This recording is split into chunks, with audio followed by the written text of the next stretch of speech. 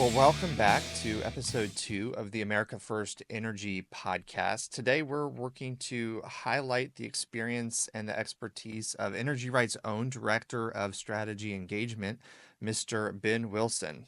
Now, Ben, you're representing Energy Right down in Southwest Virginia, but you're not originally from here. Tell us where you're from and tell us how it has been so far getting to know Southwest Virginia's energy landscape. Yeah, Skyler, it's super exciting to be back for the second episode and really excited to highlight Southwest Virginia. Like you mentioned, I come from Alabama originally, grew up in Auburn, which, for those that are familiar, is a college town, and that's about it. In the summers, it feels like it hasn't had much activity for years, but by August, it gets ramped up again. So I grew up with this dichotomy of a busy fall and winter and spring, and then a lazy summer, I guess, which gave me an appreciation for the community that I grew up in. I found my friends and my family, of course, in that community to be driven by this desire to form deep, long-standing connections with one another. Mm-hmm.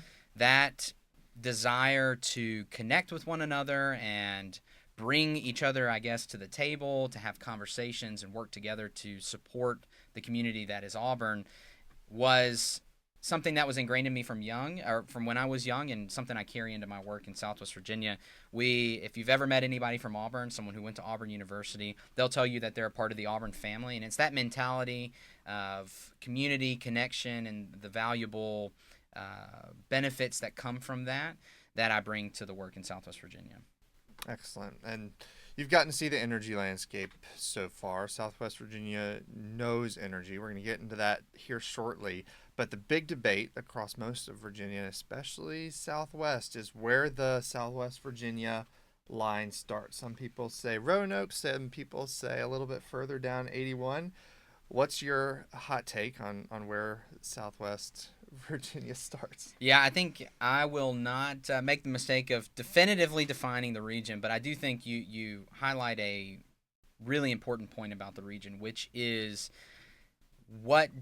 not only what is Southwest Virginia, but what does it mean to be from Southwest Virginia? And so some people will tell you that Southwest Virginia is simply the coalfield counties, which is 7 counties that are closest to West Virginia down there and Tennessee. And others will tell you that maybe up to Wytheville, up 81, like you mentioned. Or others may even say Roanoke. Now, that's a hotly contested idea, like you noted, but like I said, the real important part is not what is Southwest Virginia, but what makes the person from Southwest Virginia, what makes the community in Southwest Virginia. And so, before we really talk about, like you say, the energy history there, it's really important to outline that those same community values, that small town feel that I grew up with in Alabama, is overwhelmingly evident in Southwest Virginia, whether you are from Roanoke County or you're from Scott County in far Southwest. So one thing that powered a lot of these communities in Southwest Virginia's growth throughout the 20th century was a big focus on energy generation and coal mining, coal exploration in the region. Can you speak to that and how it informs some of what Southwest Virginia is doing now as we see new energy coming online? Yeah, like you say, coal was king in a lot of these counties. In fact, in Virginia, there are 3 kind of main coal areas that we saw being mined for many years, and Southwest Virginia's coal fields around Tazewell County and in those coalfield counties was that driving force for coal in Virginia. And if you're familiar with Virginia's history, rails or trains are a huge thing here in Virginia, particularly in the New River Valley, in Roanoke, and then farther down into Southwest Virginia. Coal was not only an energy source in Southwest Virginia, but was an economic driver that created connection between Roanoke and Tazewell County, between Roanoke and Wytheville. These rail lines that connected these communities, then connected those communities to the rest of the world. The coal that was generated in Southwest Virginia was not only used in Virginia or in Appalachia, but was shipped out of Hampton Roads to the world. I mean, all across South America and into other continents as well.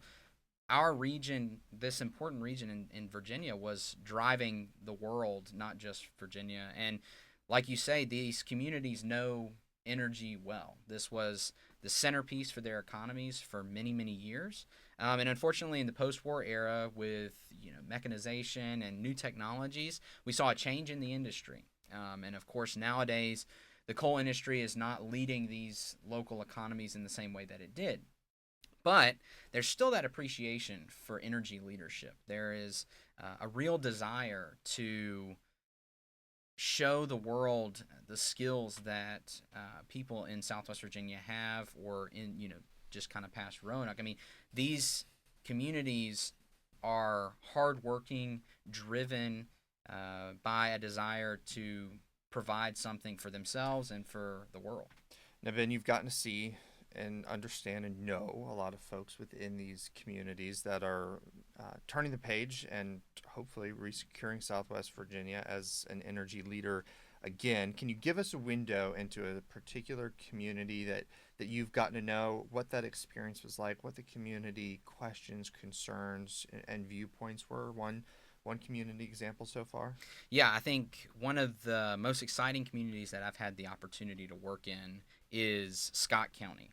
Scott County is, if you're driving down 81, going to... Which you've been doing a lot recently. I have been doing a lot of that recently, yes. 1,000 miles this week? Yes, I think so. So, going down 81, to get to Gate City, which is the seat of the county, you have to actually go into Tennessee and then back up some of the local highways. But Scott County is one of Virginia's largest counties in terms of ratio to residents. So they have not very many people in the county related to the amount of space that they have in the county, which kind of positions them... So low population density. Right, exactly, yeah. So it positions them in a good spot to utilize some of that acreage, that land, for energy generation. So in this county in particular, you've seen coal mines, but you're also seeing recently the permitting and moving forward of solar projects. There's interest in natural gas, other energy generation as well. And this county has made clear over the last year or so its desire to explore and innovate and bring that investment, whether it be renewable energy or otherwise, into the county to both bring that energy locally, but also generate economic activity, whether it be bringing in new manufacturing or creating opportunities for new technologies to make their way down to Southwest Virginia. Excellent. Well, thanks, Ben, for that window into Scott County and some of the history on Southwest Virginia's coal country. We'll dive more into Southwest Virginia right after this.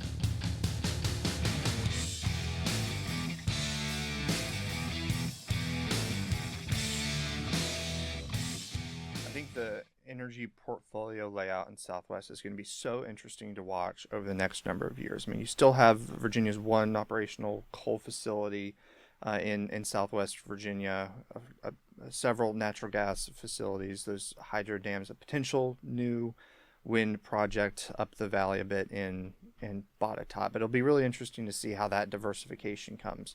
I think Southwest wants to see more investment in more diverse energy sources and increasingly clean, and solar is going to lead that way. There are a number of active coal mines remaining in Southwest Virginia, despite that only one coal burning plant.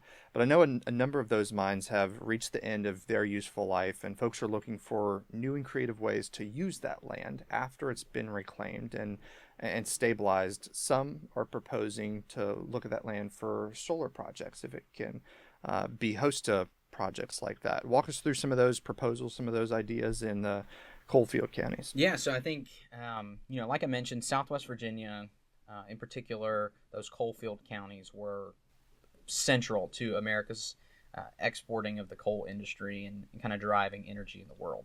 Of course, coal is finite. And once we run out, we've capped the mines, or if we're doing surface mining, we move on from that once those mines are kind of at their max. And so innovative technologies and innovative ideas have really come to fruition over the last decade or so. Really trying to figure out a way to use this land that in many ways is not usable for other things, right?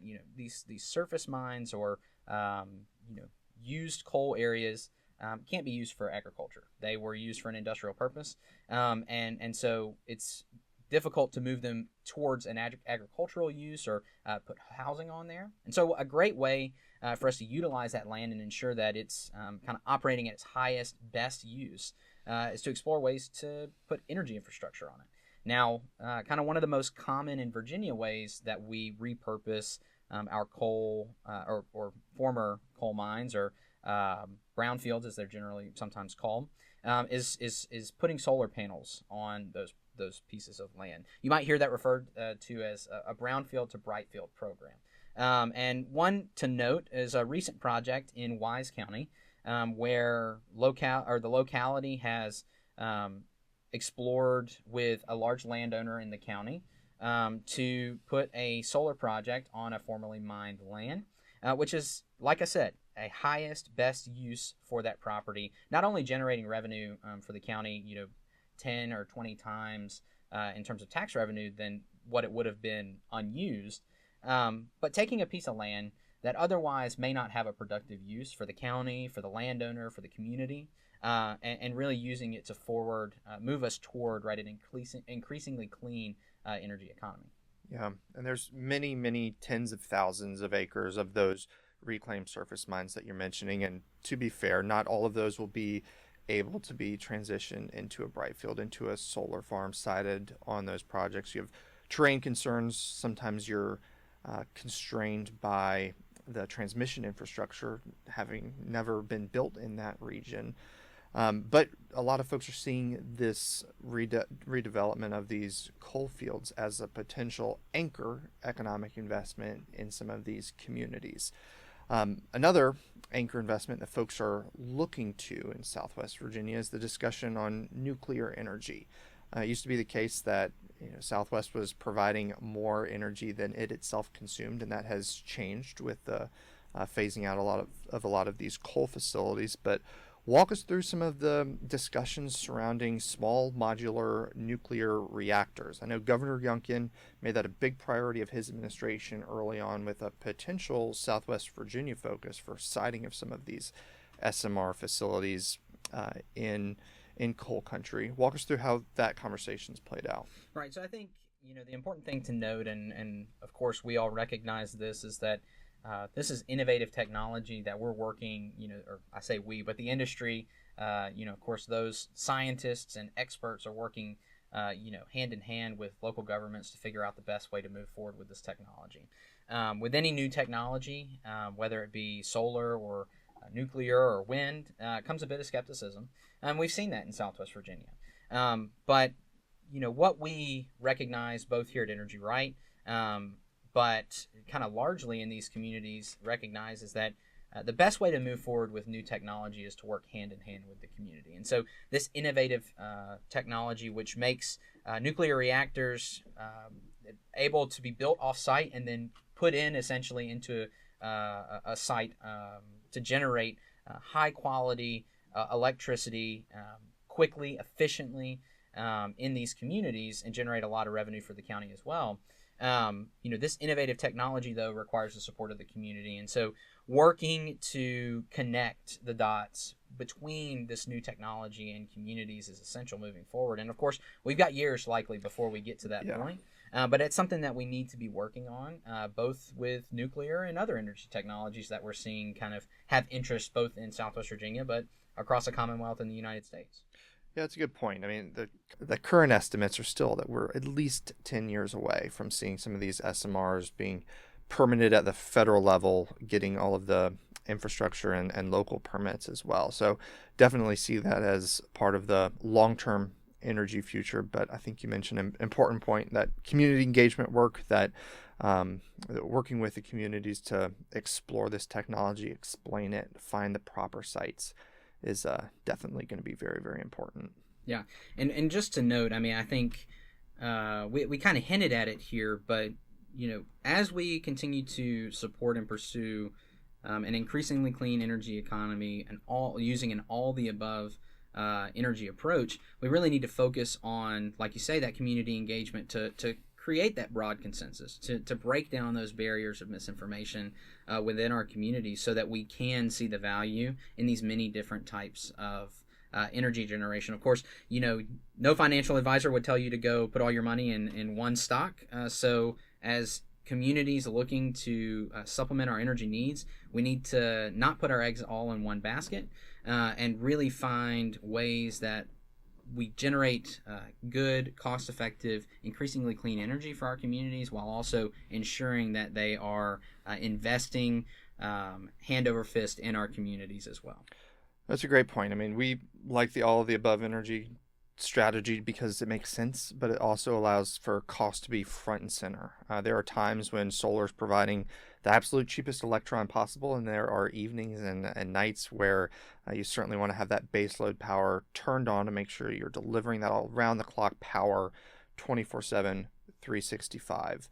Virginia's seeing a lot of growth in energy demand, and a lot of that growth is being spurred on by the data center development. Folks call Virginia Data Center Alley, especially in some of the Northern Virginia localities that are seeing dozens or hundreds of these data centers being permitted. But folks have looked to the opportunity down in Southwest Virginia with a robust appetite for new energy development, with a robust appetite for more economic development in the region, and some have posited and proposed to site data centers in Southwest Virginia nearby existing and new energy infrastructure and opportunity.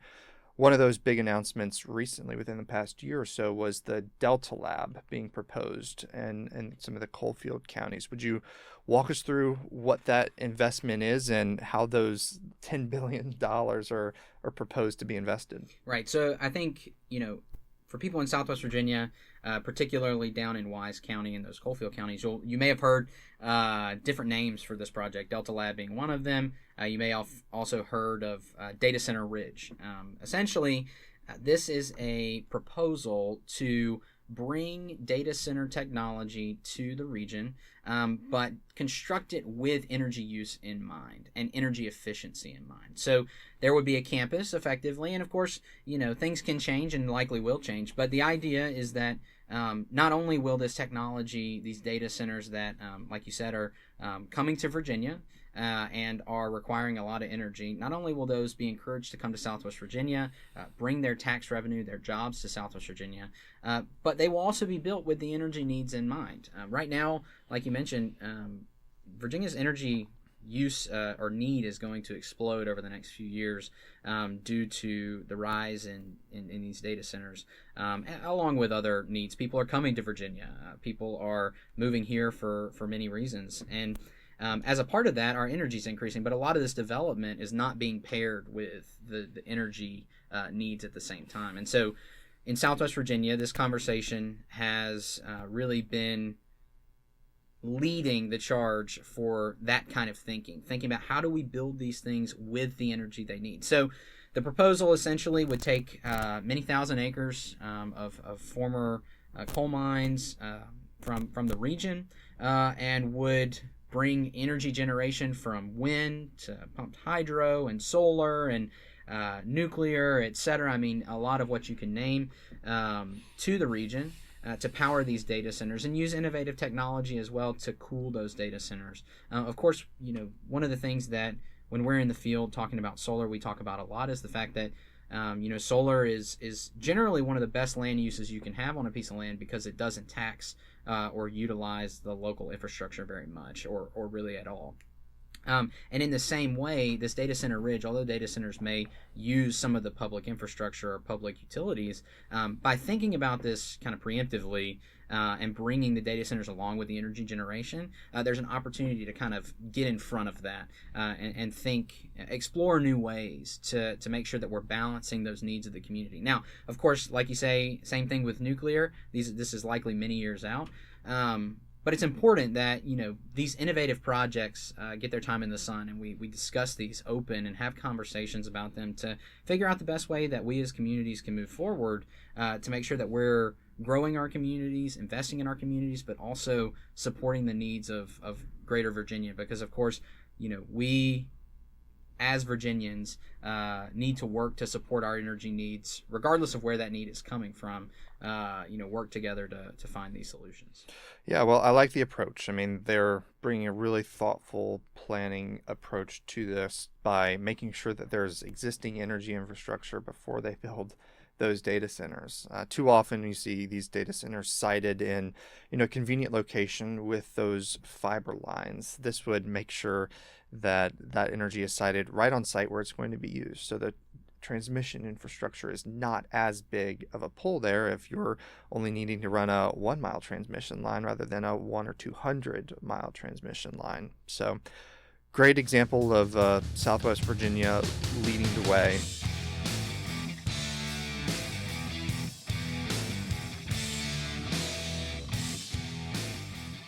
Southwest has been the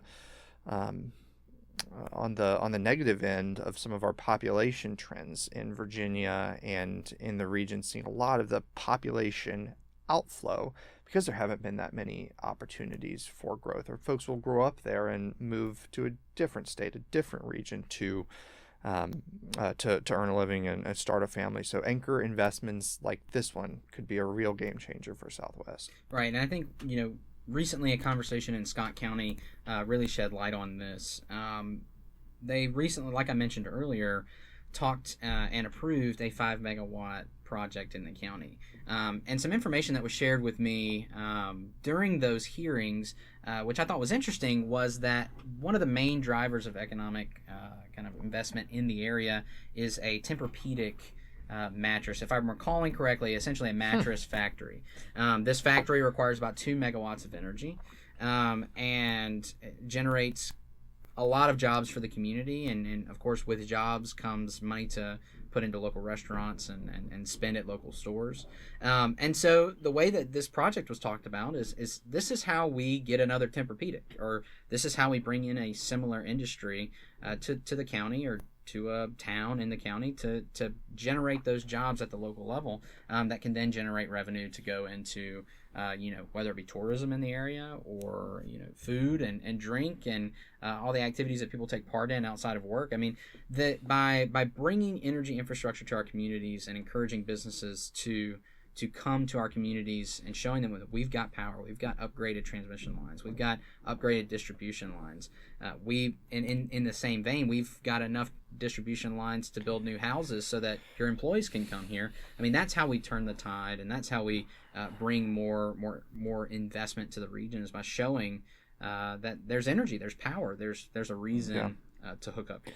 I think you raise an incredibly important point, and it's one that Governor Youngkin mentioned at our legislative reception a couple months back, one that he's really led on, really emphasizing the point that our economy will not continue to grow at the healthy clip we want it to if we're always playing catch up in the energy industry, if we're always trying to catch up to demand. It sounds like Southwest Virginia could be the prime example of preparing for this investment by investing in the energy that absolutely every home, business, family needs in order to power their daily lives and daily operations, laying that groundwork first to attract that investment to these areas that would be very happy to have them. Yeah, and I think sometimes, we hear different situations. People ask what came first, the chicken or the egg. In this particular situation, we know what comes first. It is energy.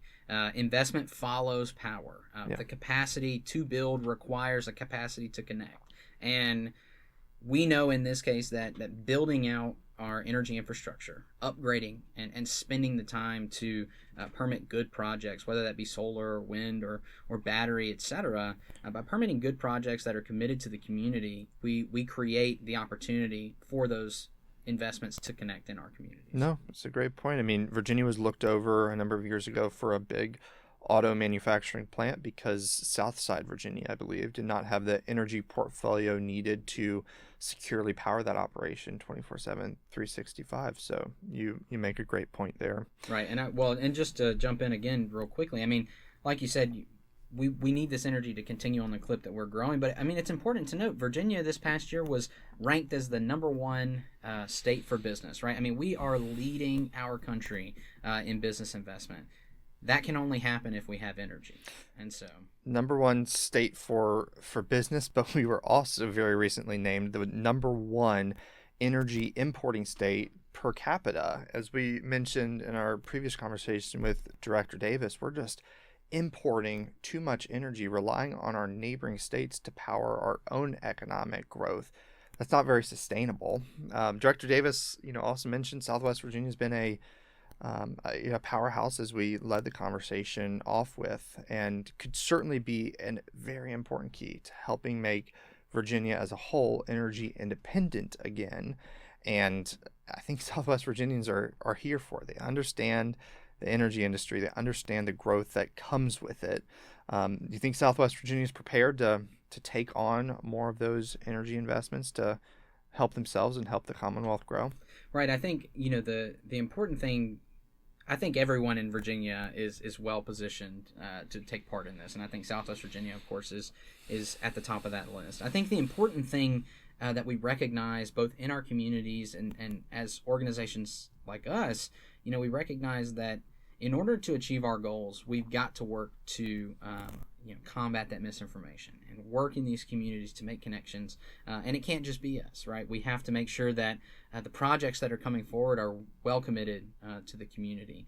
And by having those partnerships, by having those connections, reinventing what it means for an energy company in Southwest Virginia to be operating, reestablishing that commitment between a developer or a contracting company or an operating company, and really making those connections. That's what's going to drive us, and in particular, drive Roanoke, drive Wise, drive Scott to a place where wide acceptance is possible of these new energy technologies. And of course, you're always going to have people who want to not see this type of development, and we recognize that. But at the same time, energy was and can continue to be in the future a centerpiece of Southwest Virginia.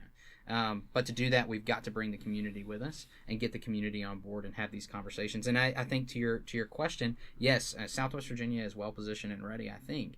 But we've got to engage these communities and make sure that they're at the table as well to have these conversations.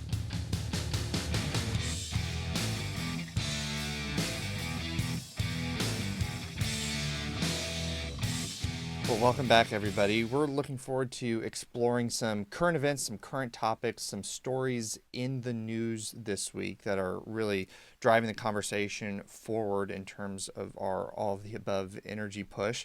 Ben, what caught your eye this week in all the news coming out of Washington, D.C.? Yeah, I think before we get started, we should lay the groundwork. Of course, the Trump administration early on in late January and early February made clear that one of the main priorities of the next months and years is going to be addressing the problem that we're talking about here, which is how do we bring energy back to the United States? We're in an energy crisis, relying on too many foreign entities to do that. And so as we talk about this, I think we should make note that that's really what's driving this conversation. But well, on day one, January 20th, right. President Trump made clear that we need to see more energy developed, generated right here in America, signed an executive order declaring a national energy emergency, asking for all levers of government to work together to repeal some of that red tape, to work constructively forward to develop more energy to lower costs for Americans.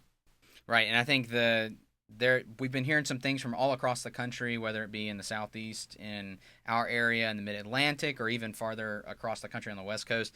Recently, the Bureau of Land Management approved the Sapphire Transmission Line and Sapphire Solar and Storage Project, which will extend transmission capacity in Northern California, if I do recall correctly, and then also allow for roughly 120 megawatts of generation capacity and storage. So that, the Trump administration, of course, the Bureau of Land Management is a federal agency following, working hard to address this energy emergency. And this is a clear signal from the Trump administration that, we have to find those affordable grid developments and power generation sources to really, move us towards a solution here and bring that energy back to the United States.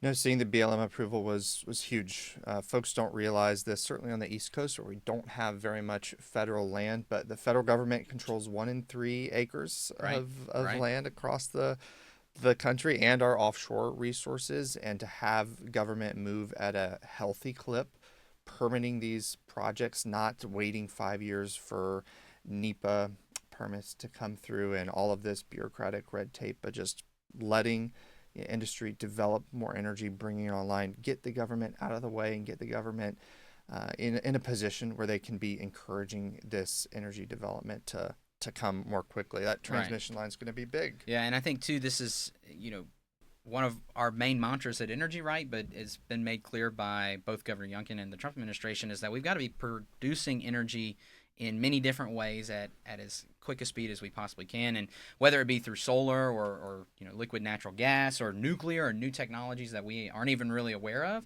we've really got to be pursuing that and finding innovative ways to generate that energy so that we can, power our homes, power our businesses, and support new industries here. Yeah, I think President Trump means all of the above when he says an all of the above energy strategy.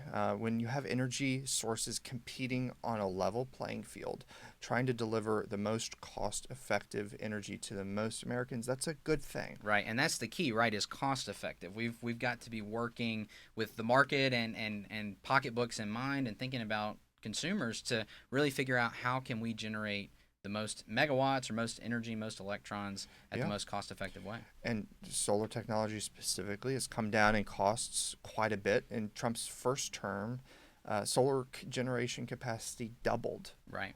Doubled. Not many folks realize that, but Right. it's experiencing very quick growth. I think that'll continue in this administration Yeah, as and well. I think it's important, too, to note that you can look at many resources for this, but there's a common misconception that the cost effectiveness of renewable energy technologies is due to federal investment or state investment. The reality is, when you take new generation, considering all of our different types of new generation that we could possibly see, and take away the subsidies, take away the tax credits, solar, batteries, these types of technology at scale are still the cheapest new megawatts, new electrons to get on the grid. And as a consumer, of energy myself, like we all are, paying a bill every month, I'm very much aware of the fact that any new generation needs to be thinking about me and you and all of our other fellow consumers as well. And new generation must be cost effective. And whether or not that's solar in every environment is to be discussed. But of course, solar is a piece of that puzzle, and we have to be seeing this as a puzzle and make sure that our eggs aren't all in one basket, I guess, and throw us over the ledge. But Well, don't even get me started about how lowering energy costs can help lower egg costs as well. But there's a lot of news coming out on the topic of energy day after day. Shoot us an email, drop us a DM on X at America First EP if you have any timely articles, news stories that you'd like us to cover and discuss. Moving on, Ben, something we'd like to ask all of our guests on the show, just like we did with Director Davis last week. I want to ask you a question so if our audience can get to know you a little bit better. If you could sit down and have dinner with one historical figure, alive or past, who would that be and why? So this is going to be someone that people from Auburn, from the Auburn family may know, but will probably be new to a large portion of our audience. There's a gentleman, he was former president of Auburn University and head football coach. His name is George Petrie. George started the Auburn University football program, but more importantly, he wrote the Auburn University Creed. And one of the lines in the Creed is, "I believe in hard work." And that is something that has driven me in my work, of course, but is something that, is important for the work that we're doing in finding ways that we can invest in these communities, that we can connect with stakeholders on the ground and at, elected officials, appointed officials, people at the state level, making those connections. All of that is hard work. And that's how we achieve American energy dominance, is by working hard in these communities. And so the questions I would ask him is, how do you translate, from the 1940s, your ideas about, compassion and work and care for one another in the Auburn family, how would you transition that maybe into the space that we're working in? How would you reflect that creed that defined not just the football program but Auburn University students today? How would we translate that in our work now? And I think it would be a very interesting conversation with Mr. Petrie for sure. That's very cool. Hard work might be looking a little bit more differently than it did back in the 40s, but it's a good mantra, and that's very interesting. So thank you, Ben.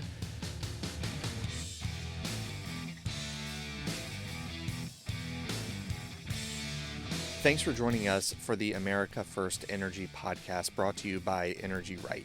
You can find our show on Spotify, Amazon Music, and Apple Podcasts. You can find the full videos to accompany our episodes on the Energy Right YouTube page. Today's episode was hosted by me, Skyler Zunk, and Ben Wilson, produced by the lovely and talented Kayla Ventura, with audio and visual support from Dylan Taylor. Join us next time for the America First Energy podcast.